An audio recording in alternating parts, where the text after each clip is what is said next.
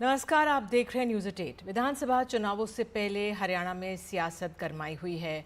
हरियाणा में कांग्रेस और आम आदमी पार्टी का गठबंधन नहीं हो रहा है। करीब एक हफ्ते से चली आ रही दोनों पार्टियों की बातचीत आज उस समय समाप्त सी हो गई जब आम आदमी पार्टी ने हरियाणा के लिए 20 उम्मीदवारों की पहली सूची जारी कर दी। बताया जा रहा है कि सीटों की संख्या और कौन सी सीटें हों, इस पर भी बात अटकी।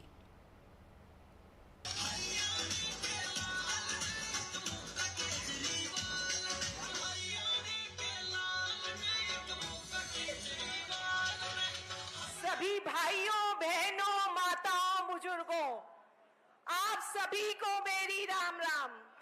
हरियाणा में कांग्रेस और आम आदमी पार्टी के गठबंधन की चर्चा पर तब विराम लग गया जब सोमवार दोपहर आम आदमी पार्टी ने 20 उम्मीदवारों की पहली सूची जारी कर दी। हमने ईमानदारी के साथ इंतजार किया क्योंकि संगठन हर विधानसभा के अंदर एक मजबूत संगठन है और वो मजबूत संगठन चाहता था कि हम चुनाव लड़े। हमारे संयम का पूरा हमने परिचय दिया और उसके बाद अपनी लिस्ट को जारी किया।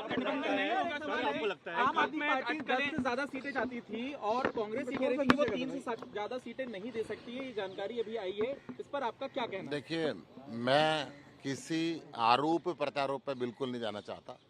मैं स्पष्ट ये कहना चाहता हूँ कि हम एक मजबूत विकल्प हैं और वो मजबूत विकल्प हरियाणा में रंग दिखाएगा। आम आदमी पार्टी सूत्रों के मुताबिक वो कांग्रेस के साथ सीटों की संख्या पर समझौता करने को तैयार थे, लेकिन कांग्रेस इसके बावजूद आपको उसकी पसंद की सीट देने पर सहमत नहीं थी। बातचीत में समय काटा जा रहा था। पार्टी के हरियाणा संगठन में बेचैनी बढ़ रही थी। सोमवार सुबह आप नेताओं ने अपने बयानों में कांग्रेस को सोमवार शाम तक फैसला लेने का अल्टीमेटम भी दिया, लेकिन कांग्रेस की तरफ से कोई सकारात्मक जवाब नहीं मिला, जिसके बाद उम्मीदवारों की सूची जारी कर दी गई। आम आदमी पार्टी ने पत्रकारिता से राजनीति में आए अनुराग ढांडा को कलायत से उम्मीदवार बनाया है। मेहम से विकास नेहरा, भिवानी से इंदु शर्मा, उचाना कला से पवन फौजी, रानिया से हैप्पी रानिया और मनीष यादव को महेंद्रगढ़ से उम्मीदवार घोषित किया है। आम आदमी पार्टी की पहली सूची में 20 में से 11 सीट ऐसी हैं जिन पर कांग्रेस पहले ही उम्मीदवार घोषित कर चुकी है। आम आदमी पार्टी ने मार्च 2022 में पंजाब जीतने के साथ ही हरियाणा में संगठन पर काम करना शुरू कर दिया था। लगभग 2.5 साल तक जमीनी स्तर पर काम करने और लगातार हरियाणा की सभी 90 सीटों पर चुनाव लड़ने का दावा करने के बाद जब हफ्ते भर पहले कांग्रेस और आम आदमी पार्टी के बीच गठबंधन की चर्चा शुरू हुई, तभी से हरियाणा के आम आदमी पार्टी नेताओं ने और कार्यकर्ताओं ने सवाल उठाने शुरू कर दिए थे। तो वहीं दूसरी तरफ कांग्रेस और आम आदमी पार्टी का शीर्ष नेतृत्व गठबंधन और सीटों को लेकर कोई अंतिम सहमति नहीं बना पा रहा था। लिहाजा आम आदमी पार्टी ने अंत में आकर अकेले चुनाव लड़ने का फैसला किया। दिल्ली से अपने कैमरा सहयोगी अश्विनी मेहरा के साथ मैं शरद शर्मा, एनडीटीवी इंडिया। और अब बात बिहार की। बिहार में भविष्य में नीतीश कुमार के साथ दोबारा गठजोड़ के सवाल पर तेजस्वी यादव ने बयान दिया है। उन्होंने कहा है कि इसका सवाल ही पैदा नहीं होता। उन्होंने कहा कि 3 बार हम लोग साथ आए, अब इन बातों का कोई मतलब नहीं है। फल देने वाला जो जनता होती है और क्या अपेक्षा की जाए।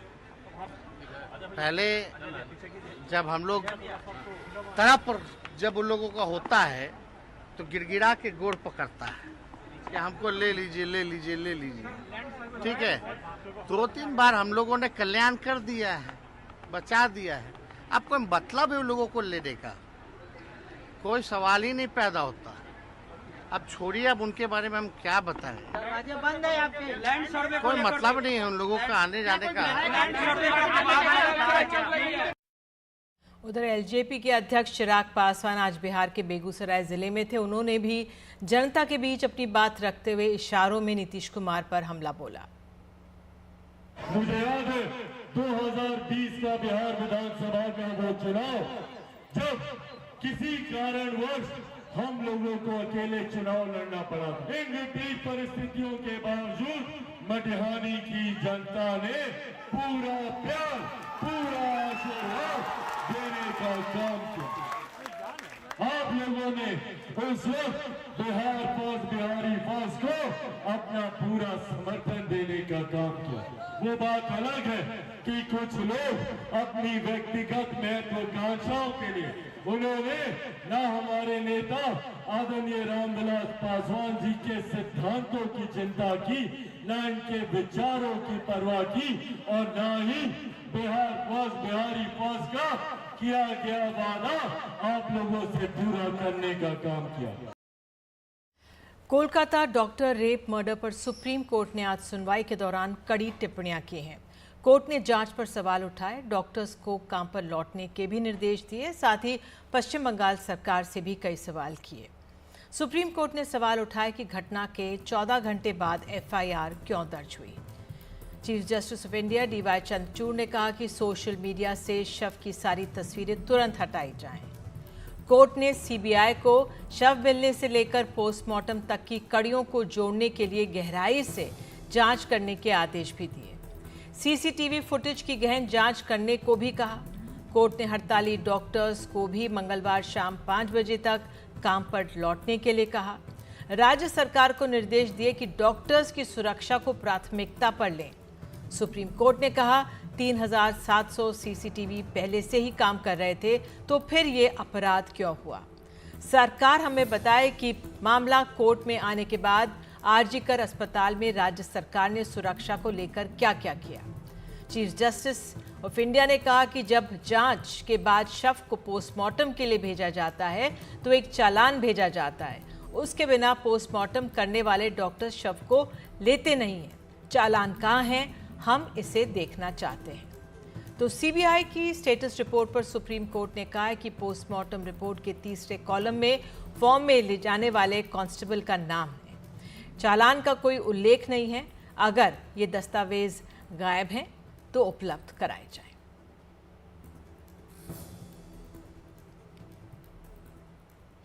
तो कोलकाता रेप मर्डर मामले को लेकर बीजेपी ने ममता सरकार पर जमकर निशाना साधा। बीजेपी ने मुख्यमंत्री ममता बनर्जी के इस्तीफे की बात की, उनके पॉलीग्राफ टेस्ट की बात की, ये भी पूछा कि आखिर आरोपी को बचाने की कोशिशें क्यों हो रही हैं, सीसीटीवी का पूरा फुटेज क्यों नहीं दिया गया।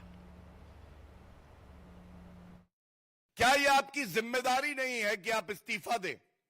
और इस्तीफा क्यों? इस्तीफा इसलिए जिससे एक निष्पक्ष जांच हो सके,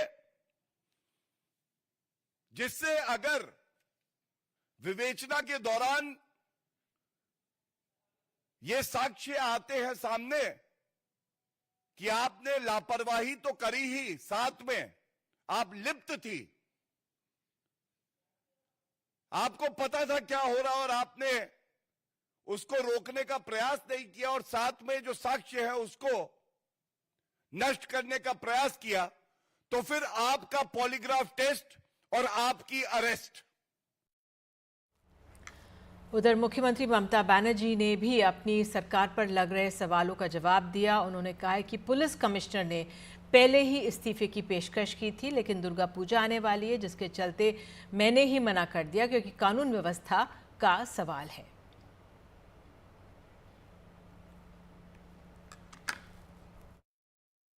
কলকাতা পুলিশ কমিশনার আমার কাছে নিজে এসেছে অনেকবার পদত্যাগ করার জন্য, গত 7 দিন আগে। সামনে পুজো, আপনারা এবার আমায় বলুন, ল অ্যান্ড অর্ডার লোকটাকে তো জানতে হবে যে থাকবে কোন পাড়ায় কোন পুজো হচ্ছে, পুজো কমিটিগুলো কি থিম করছে, কোথায় কি পুলিশ পোস্টিং আছে। এটা পুজোর সময়, কিছুদিন ধৈর্য ধরলে কি মহাভারত অশুদ্ধ হয়। कांग्रेस नेता राहुल गांधी 3 दिन के अमेरिका के दौरे पर हैं। उन्होंने वहीं कई बातें कही हैं। महिलाओं के संदर्भ में कहा है कि बीजेपी और आरएसएस की विचारधारा ये है कि महिलाएं घर की रसोई तक ही सिमटी रहें।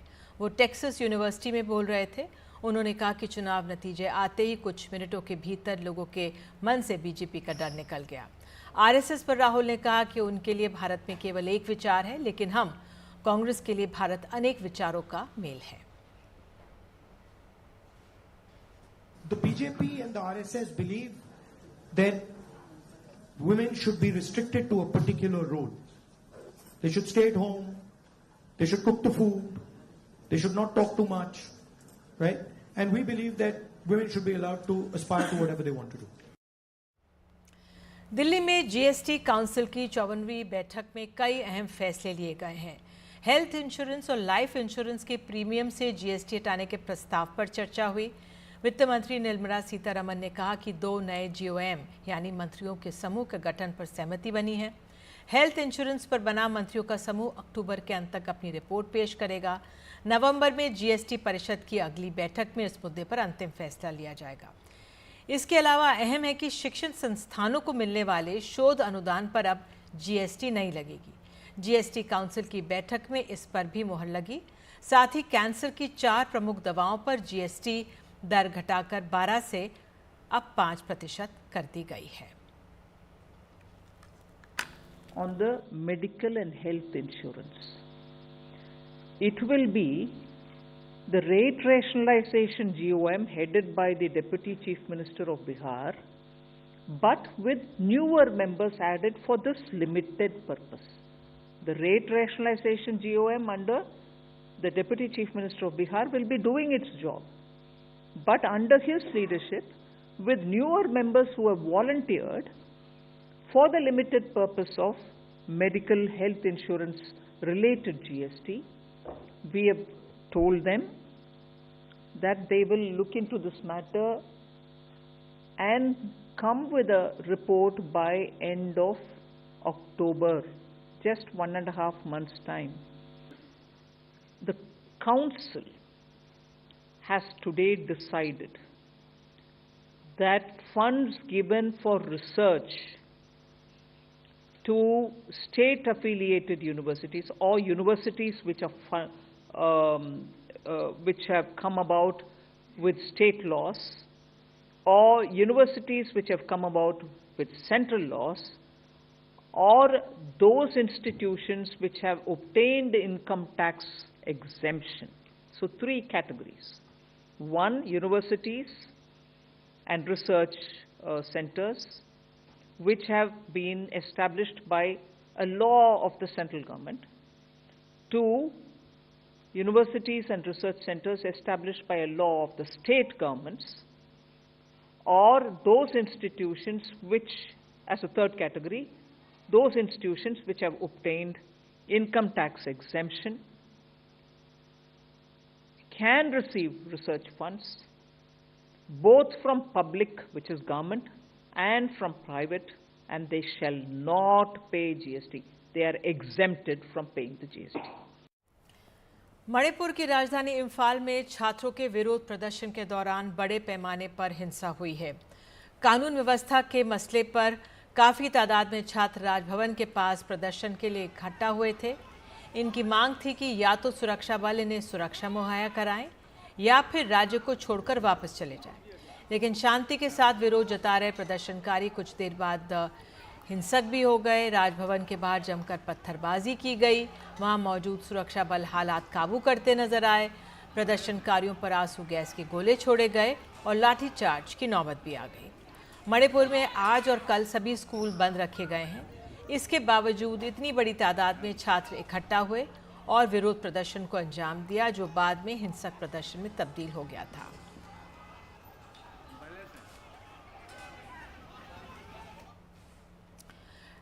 उत्तर प्रदेश के कानपुर में एक बड़ा रेल हादसा टला है। हालांकि ये हादसा था या दुर्घटना की साजिश, इसको लेकर सवाल अब खड़े होने लगे हैं। दरअसल कानपुर के अवरगंज कासगंज रेलवे रूट पर देर शाम भिवानी जा रही कालिंदी एक्सप्रेस ट्रेन ट्रैक पर रखे सिलेंडर से टकरा गई। इमरजेंसी ब्रेक लगाकर ट्रेन रोक दी गई। मौके पर पहुंची जांच टीम को ट्रैक से करीब 200 मीटर दूर एक भरा हुआ सिलेंडर मिला है। जानकारी के मुताबिक जांच में कुछ संदिग्ध चीज़ें भी बरामद हुई। संदिग्ध चीज़ों में एक बोतल है, बाद में पता लगा उसमें पेट्रोल था। कुछ पीले रंग का पदार्थ, ग्रे रंग का पदार्थ मिला जो विस्फोटक था। बताया हमारे सहयोगी ने। आपको बता दें कि 16 अगस्त को भी कानपुर झांसी रूट पर साबरमती एक्सप्रेस के 20 डिब्बे पटरी से उतर गए थे। इस मामले में भी रेलवे सूत्र ने साजिश की आशंका तब जताई थी।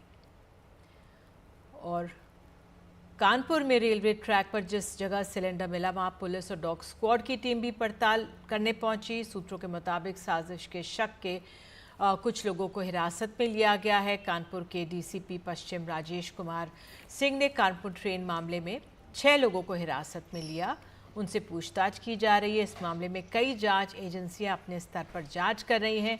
घटना के पीछे किसका हाथ है, जल्द ही ये भी साफ हो जाएगा। हमारी सभी जांच एजेंसियां काम कर रही हैं और कारकों तक पहुंचने का पूरा प्रयास किया जा रहा है। सभी जांच एजेंसियां हमारी लगी हुई हैं और हम लोग इस मामले को लेकर के बिल्कुल जागरूक और संवेदनशील हैं और पूरा प्रयास कर रहे हैं कि अतिशीघ्र इसका हम लोग अनावरण करें। अभी आप लोगों ने देखा डॉग स्क्वाड भी सुबह भी हमारा आया था, शाम को भी अभी हम लोग लगाए हैं। कुछ जगह ऐसी चिन्हित हुई जिसमें लगा कि यहाँ पे बदमाश हो सकता है बैठे हों, उसको भी देखे, लेकिन बारिश होने के बाद स्मेल शायद उसको ठीक से नहीं मिल पा रहा है। तो हम लोग पूरा प्रयास कर रहे हैं, अपना सारी एजेंसियां लगी हुई हैं और हम लोग कोशिश कर रहे हैं कि घटना का शिक्षान्वयन करें। यहाँ पे हम लोग अपराधियों के बारे में जांच कर रहे हैं, किसी जमात वगैरह के बारे में हम लोग जांच नहीं कर रहे हैं। बाहर से जो भी यहाँ पे आए होंगे आसपास हम लोग सब छानबीन कर रहे हैं, कैमरा देख रहे हैं और उसमें जो भी संदिग्ध होंगे उनसे हम लोग पूछताछ करेंगे। गौरतलब है कि कानपुर के पास रेलवे ट्रैक पर साजिश को लेकर हाई अलर्ट पर तमाम एजेंसियां हैं। वहाँ पर आतंकी साजिश के एंगल से भी मामले की तफ्तीश की जा रही है। कानपुर केस में सूत्रों के हवाले से बड़ी खबर ये है कि कानपुर रेल हादसे में एनआईए की एंट्री हो गई है। एनआईए ने कानपुर पुलिस से संपर्क साधा है। जल्द ही एनआईए कानपुर आकर जांच शुरू करेगी। एटीएस और आईबी भी मौके पर पहुंचकर जांच कर रहे हैं। एनआईए, यूपी, एटीएस समेत तमाम सुरक्षा एजेंसियों ने तफ्तीश शुरू की। आईएसआई के इशारे पर आईसिस की साजिश का शक जताया जा रहा है। हाल ही में दिल्ली पुलिस ने उत्तर प्रदेश, राजस्थान, मध्य प्रदेश और दिल्ली से आईसिस से जुड़े करीब 14 लोगों की गिरफ्तारी की थी और हाल ही में पाकिस्तान में मौजूद आतंकी फरतुल्ला होरी ने ऑडियो जारी कर देश में मौजूद स्लीपर सेल को ट्रेन पलटने का आदेश दिया था और हाल ही में हुए ट्रेन हादसों की भी इसी एंगल से अब कहा जा रहा है तफ्तीश हो रही है। एक छोटा सा ब्रेक लेते हैं, तुरंत लौटेंगे।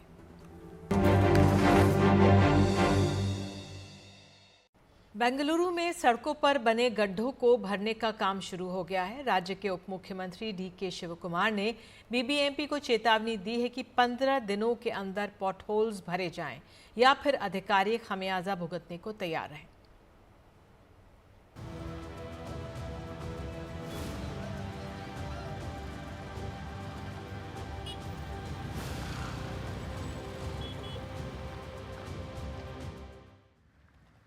इन गड्ढों से बचकर चलना आसान नहीं रह गया। बेंगलुरु शहर में आगे पीछे के वाहनों के साथ साथ गड्ढों का भी ध्यान रखना पड़ता है। पूरे बेंगलुरु में ऐसे ही है। Even though it's called as a metropolitan city, if you see village roads are better. 4 wheelers still okay, मतलब हमारे लिए तो चलेगा, फिर भी हम लोग सीट बेल्ट लगा के जा सकते हैं। 2 व्हीलर्स रात को दिखाई नहीं देगा and then you are just on the road. 15 दिनों में तकरीबन 3000 गड्ढों को भरना है, यानी 200 गड्ढे हर रोज। आगे से बारिश के बाद शहर में ऐसे गड्ढे न बने, इसके लिए एक विशेष प्रोजेक्ट शुरू होगा जिस पर 660 करोड़ रुपए खर्च होंगे। हमने बीबीएमपी को साफ निर्देश दिए हैं कि जैसे भी हो 15 दिनों के अंदर सभी गड्ढे भर दिए जाएं। एक जमाना था जब इस शहर में गड्ढे ज्यादा थे और सड़कें कम, लेकिन अब ऐसे हालात नहीं हैं। फिर भी जो गड्ढे हैं उनका भरा जाना जरूरी है क्योंकि ये जानलेवा साबित हो सकते हैं। बेंगलुरु से कैमरामैन कुमार के साथ निहाल खिदवई, एनडीटीवी इंडिया।